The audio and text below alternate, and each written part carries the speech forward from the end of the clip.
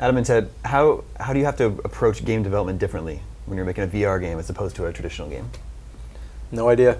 No? Oh, yeah. we made Adrift 2D and VR in parallel, which I don't recommend to anyone doing. It's very hard. And, you know, my whole team has made AAA games for our whole careers, and, you know, there's a certain amount of things that you know just based on your experience and what you know works, and there's a lot of like, you know, holy shit, I have no idea what I'm doing. And there's a lot of peering around in the dark, but when you find that, like, those things, it's like, it makes it all worth it. So, yeah, it's really hard to kind of, you know, actually answer that question, because it's so new. Ted, you've been making games for a long time. I'd say two things really stood out to us as being requiring a different approach. One was camera, because we've been making third-person action games for a long time, and we're used to approaching camera in a very specific way. And the second was space layout, because when you are working, at least in our case, in a third-person action game, where you allow the player to go affects the player's experience in VR. Because you're asking, for example, in traditional games, if it's a free-roaming open-world game, you're telling the player, we want the character to go forward and back and side to side, but because the camera is your head in VR, if you're asking the character to turn like this through an environment, you're asking the player generally to do this in their seat, and all of a sudden they start getting wrapped up. Interesting. And we learned that very early, that we had to create the illusion of that same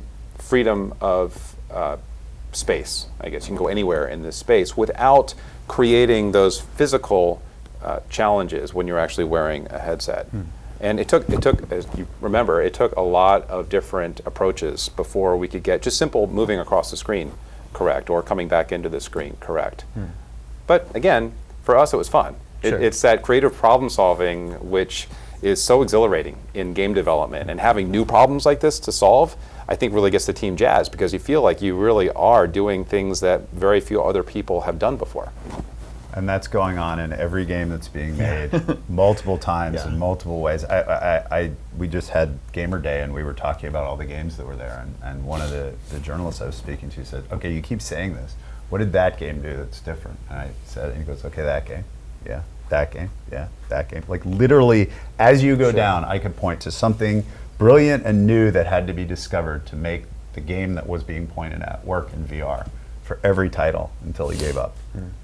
So just to satisfy my own curiosity, something like Lucky's Tale, a third-person platformer in VR, what was something that they learned that they had to approach differently? There was a huge number of things that they learned, and actually because Lucky's Tale was so early, a lot of their education came back to the game developers that came after them, because they were before everybody else. You know, there was CCP, there was Lucky's Tale, and your game was very, very early. Adrift is very early. But the way the camera moves in that game in Lucky's Tale is nothing like what a Spyro or a Ratchet or a Jack or what any other free roaming camera would have done.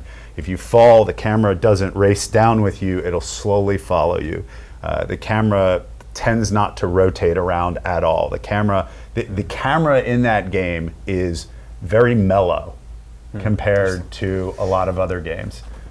You'll never have the camera turn around and come backwards when you run backwards. It just doesn't do that, because that turn is when your body just is doing things that your inner ear isn't seeing, and it doesn't work. So the amount of camera work alone that went into Lucky's Tale was massive. And then I wish the developer were here, they could tell you 100 other things you did, but that comes through most clearly as what they did with the camera. And how they placed the level then had to be dictated by where the camera could and couldn't go. You can force cameras in Jack or any of the much more modern third-person character action game. If you want them to go in a hall, you just put the camera behind them and have it travel down the hall. So you can't do hallways at certain angles in Lucky's Tale because you can't rotate the camera to go down the hall. So the whole world is cognizant of how the new camera system works. It's fundamentally a massive challenge that they solved. So literally every title went through that, and the conversations back and forth with Oculus, is this working, is this not working? It's just a lot of work, and a huge outcome for them.